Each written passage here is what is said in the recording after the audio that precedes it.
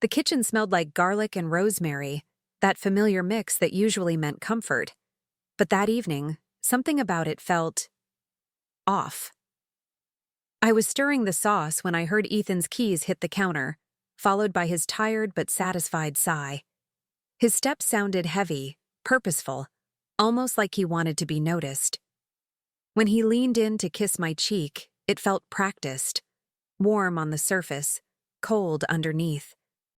"You've been staying late at work a lot lately," I said, trying to sound casual, though my stomach had already begun to twist. He flashed that proud grin, the kind men wear when they're telling half-truths. "Yeah. We've been assigned to something huge. Confidential. A top-secret project. Can't say much." He said it like it was a movie line, and for a moment, I almost laughed. "Oh, so now you're James Bond?" I teased. "Something like that," he replied, a smirk tugging at his lips, the kind of smirk that hides more than it reveals. We laughed together, but the sound felt hollow. When he turned away, I studied him quietly, the way his shoulders straightened, how his eyes darted to his phone like it was a lifeline. Something about him wasn't syncing with the man I knew. Later that night, while he showered, I found myself glancing at his phone on the nightstand. It was locked, but I saw new numbers, saved without names. And that's when the thought crept in. A secret project, or a secret life. I tried to tell myself I was overreacting, that he was just tired, stressed, or maybe trying to impress his bosses. But as I cleaned up after dinner, I couldn't shake the sound of his voice, that perfect mixture of arrogance and secrecy. It didn't sound like Ethan. It sounded like a man playing a part.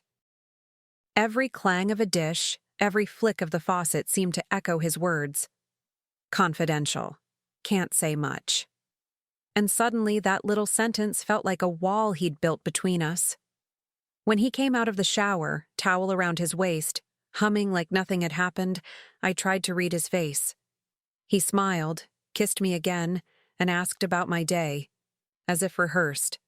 I smiled back, but inside, something was unraveling. I thought about the years we'd shared, the inside jokes, the late-night talks. When did those become scheduled? Rehearsed? I realized, with a quiet kind of ache, that it wasn't just his phone he was locking. It was himself. That night, when he finally fell asleep, I lay awake, watching the soft rise and fall of his chest. My mind raced with questions that had no safe answers. If he wasn't at work, where was he? If this project was real, why did it feel so scripted? The shadows from the streetlight danced across his face, and for the first time in years, I didn't recognize the man beside me. The room felt colder, even with him lying there. The next morning, the air between us felt thinner, fragile, like glass waiting to crack. Ethan moved through the kitchen with his usual calm, but now every gesture, the way he buttoned his shirt, checked his watch, sipped his coffee, seemed too careful, too measured. I watched him the way one studies a stranger who used to be familiar. "Don't wait up," he said casually, grabbing his briefcase. I smiled, but my heart felt heavy, caught between denial and suspicion. When the door closed behind him, the silence hit me hard. I sat at the table, my coffee growing cold, staring at the empty chair across from me. For years, that chair had meant laughter, stories, plans. Now it felt like evidence, a symbol of absence disguised as routine. I wanted to believe him. I really did. But the mind has a cruel way of replaying tone, posture, and timing until the truth begins to whisper through the cracks.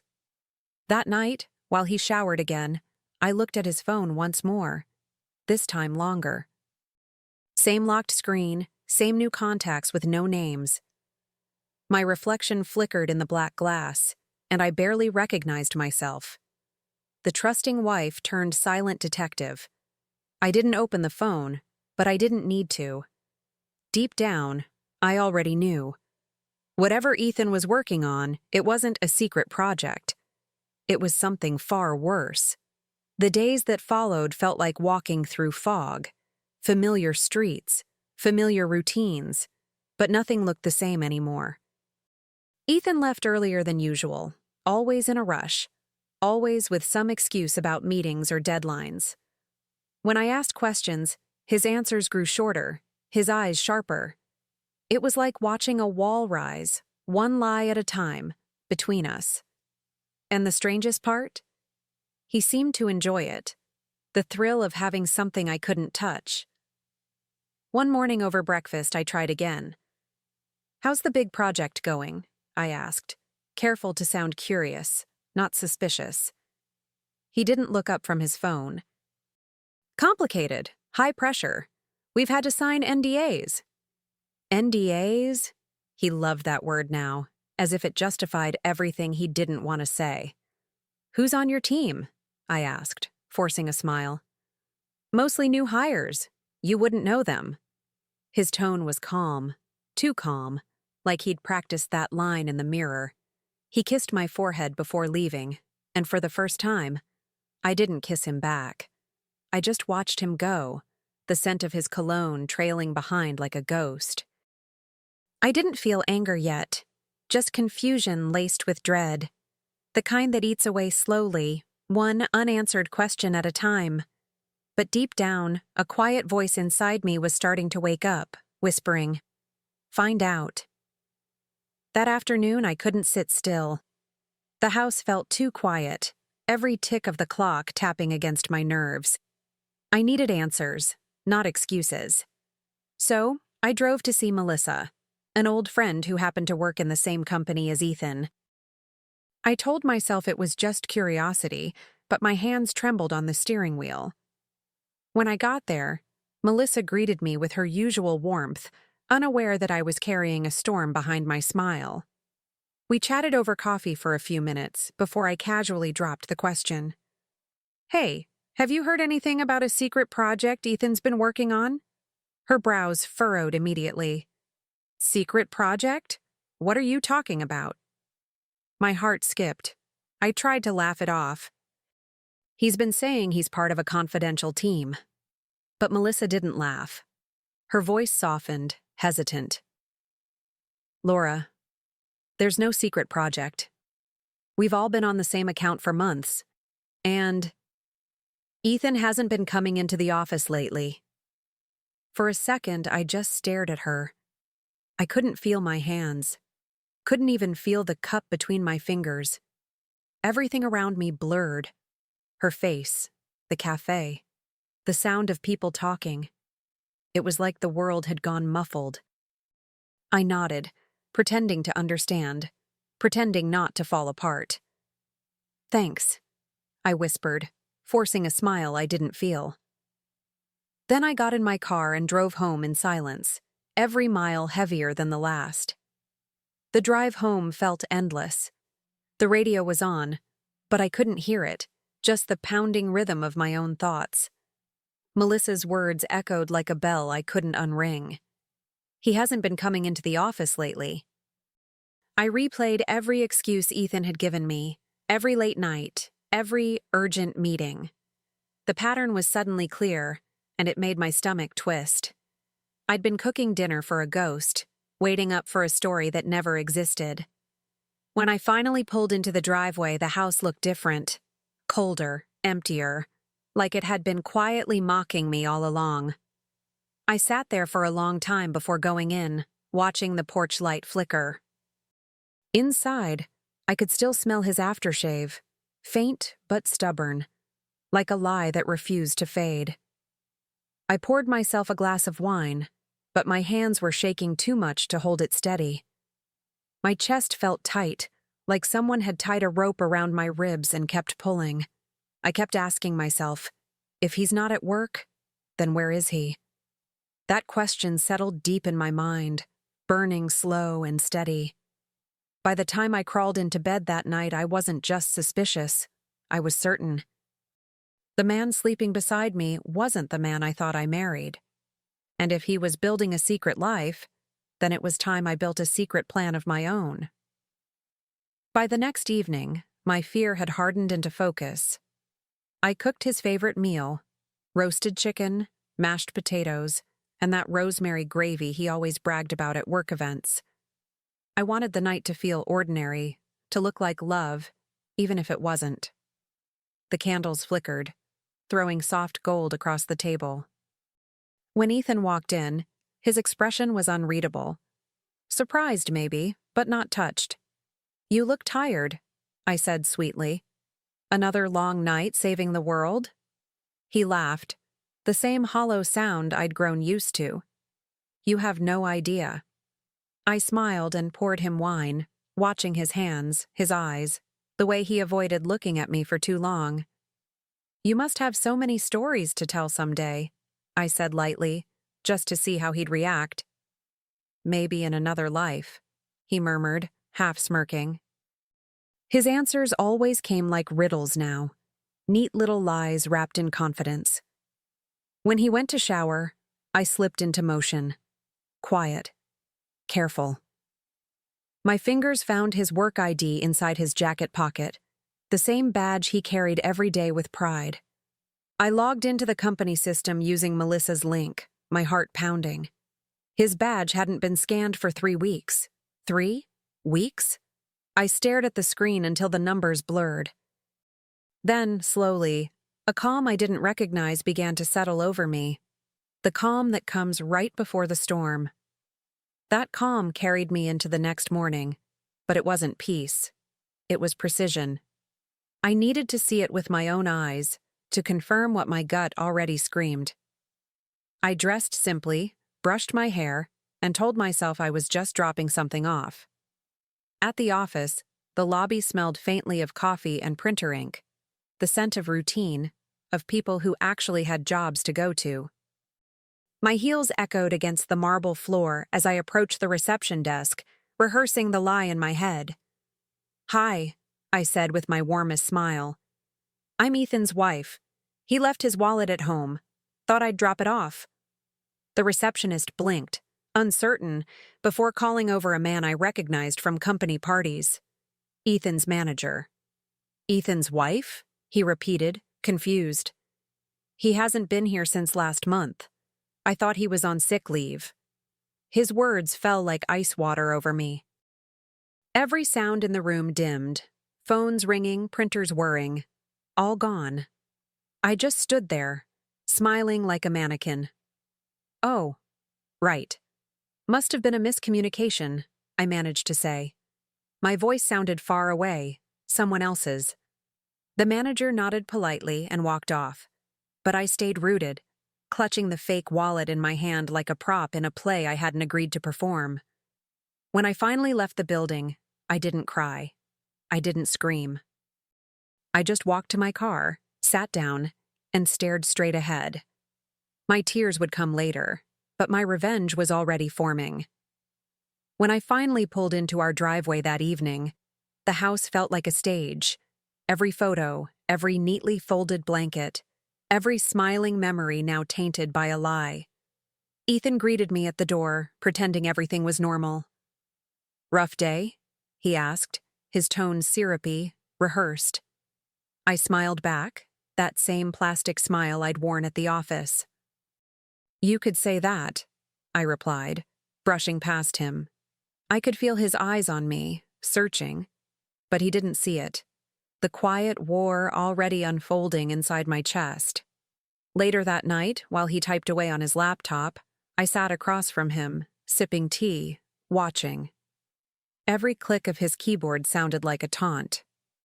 The glow from the screen lit his face in soft blue, almost angelic, but all I could see was deceit.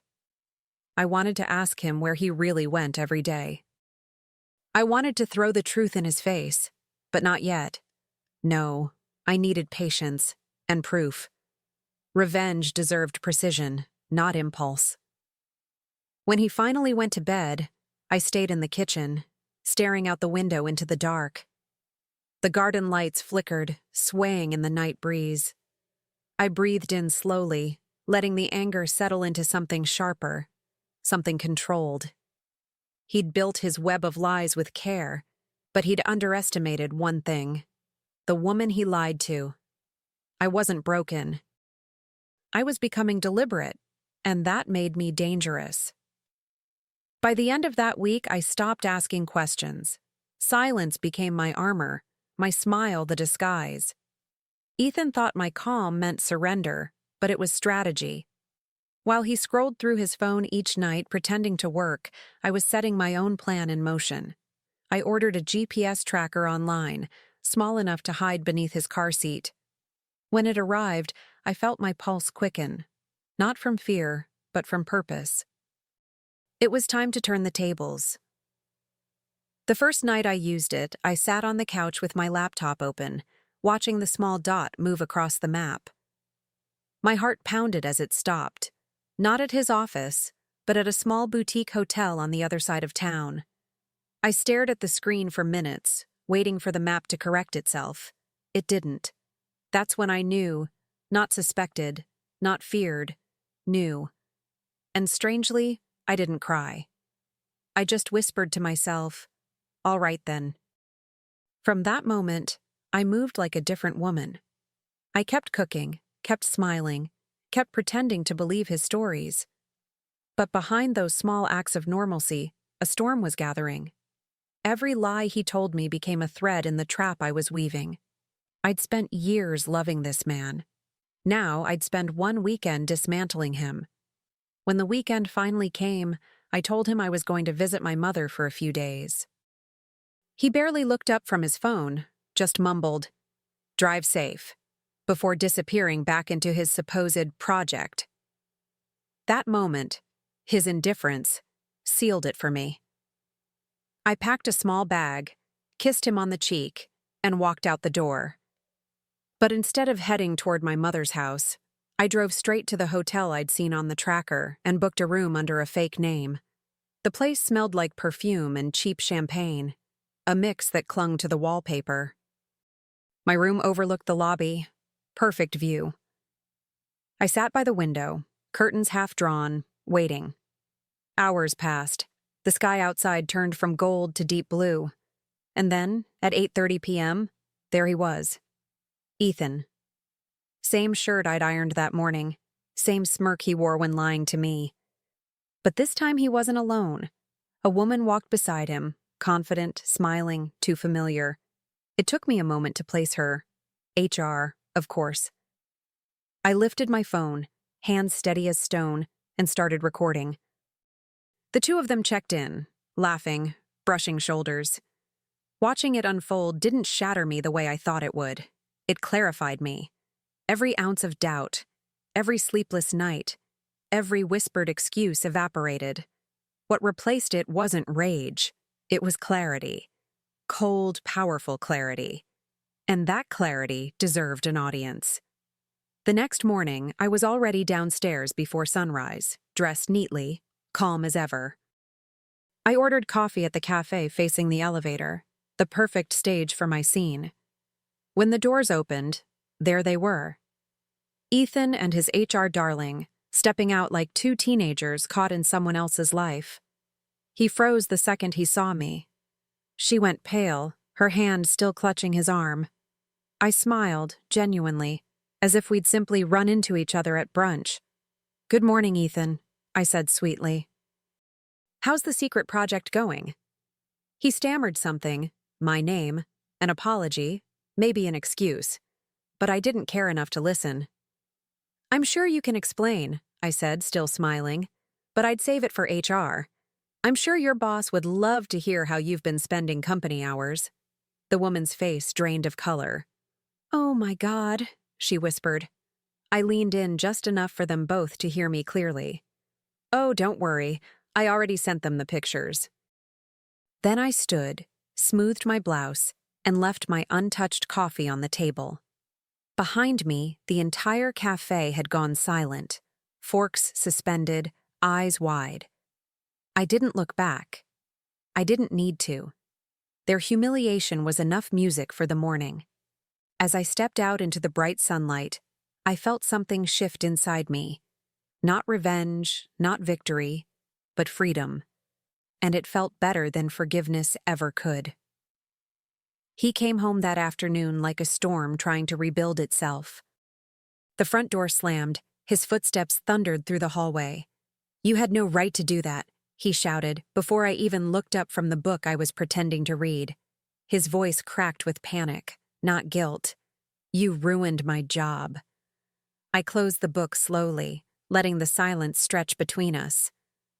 "You ruined your job when you made up a fake one," I said, calm, deliberate, the kind of tone that cuts deeper than rage ever could. His face twisted, red with disbelief. "We can fix this," he begged, reaching for me as if a touch could rewrite what he'd done. "No," I said, stepping back. "I'm done fixing your lies." My words seemed to hang in the air, thick and final. He started pacing, running his hands through his hair like a man trying to find a door in a room that no longer exists. For years, I'd been the one shrinking to fit his stories. That day, I watched him crumble inside mine. When I finally stood, I walked past him and picked up a folder from the counter, neat, organized, merciless. "I already spoke to my lawyer," I said, handing him the divorce papers. "Don't worry, you can keep your little project. I'm working on one of my own now." His mouth opened, but no words came out. For the first time, Ethan had nothing to say. I walked away, not out of anger, but out of relief. My voice trembled, but my heart didn't. He followed me into the kitchen, his tone shifting from rage to desperation. "Laura, please! You're overreacting. It didn't mean anything." I turned to face him, and for the first time I saw him for what he really was. Small, scrambling, terrified of losing control. "It meant enough for you to build an entire lie around it," I said quietly. He opened his mouth again, reaching for another excuse, but I raised my hand. "Don't," I warned. "Every word you speak now just digs you deeper." He sank into a chair, defeated, rubbing his temples like a man who'd suddenly realized the cost of his own arrogance. The silence between us was heavy, but it didn't hurt anymore. I'd already mourned the marriage, in the nights I stayed awake, in the meals eaten alone, in the smiles I forced. Now, there was only truth left. I looked at him and felt nothing. No hate, no love, no fear. Just freedom knocking quietly at the edges of my heart. When I turned to leave, he called after me. "Laura, can't we just start over?" His voice cracked on the word "we." I paused at the doorway, glancing back once. "You should have thought about that before you started your secret project," I said softly. "The one that never existed." Then I walked away, letting the sound of my heels be the last thing he'd ever hear from me in that house. That night, I slept soundly for the first time in months. No buzzing phone, no restless pacing beside me. Just quiet. Peaceful. Earned quiet. When I woke, sunlight spilled across the empty side of the bed, and instead of feeling loss, I felt lightness. The weight I'd carried for years, his lies, his moods, his endless explanations, was finally gone. I brewed my coffee slowly, savoring the small things again. The steam rose like a promise, warm and real. I sat at the kitchen table, the same spot where he once told me about his top-secret project. Only now, that memory didn't sting. It amused me. I thought about all the energy he'd spent pretending, building a fantasy so fragile it collapsed under its own deceit. And I thought about me, how I'd believed, loved, doubted, and finally decided to end the story on my own terms. Revenge hadn't been my goal, clarity had. But it turns out, they sometimes look the same. As I looked out the window, the garden shimmered in the morning light. The air smelled of rosemary again, just like that first night, only this time there was no lie attached to it. I smiled, realizing I wasn't angry anymore. He'd lost his job, his pride, and his illusion of control. I'd gained something much greater, my peace, my independence, and a plan for what came next. Because I wasn't done rebuilding. My new project had just begun. Months passed, and life began to bloom again, quietly, steadily, like a garden after a long frost. I moved into a small apartment with sunlight that poured through the windows every morning, the kind that made everything look a little more possible. I started my own marketing consultancy and called it Project Truth. The name felt poetic, not about revenge anymore, but rebirth. Every client, every meeting, every new opportunity was a reminder that I hadn't just survived Ethan's lies, I'd transformed them into fuel. At a conference downtown, I ran into Melissa. She looked relieved, almost proud. "You won't believe this," she said, lowering her voice. "Ethan's been blacklisted from 3 firms. No one wants him." I smiled, not cruelly, just knowingly. "Good," I said softly. "Maybe now he'll finally have time for his secret projects." We laughed, not at him, but at the absurdity of it all. For the first time in a long while, laughter felt light again, untainted. That evening back home, I opened my journal, the one that had become my sanctuary, and wrote, "His lies built a fantasy. Mine built freedom." I closed it gently, feeling an ache that wasn't sadness, but closure. My reflection in the window looked older, stronger, softer.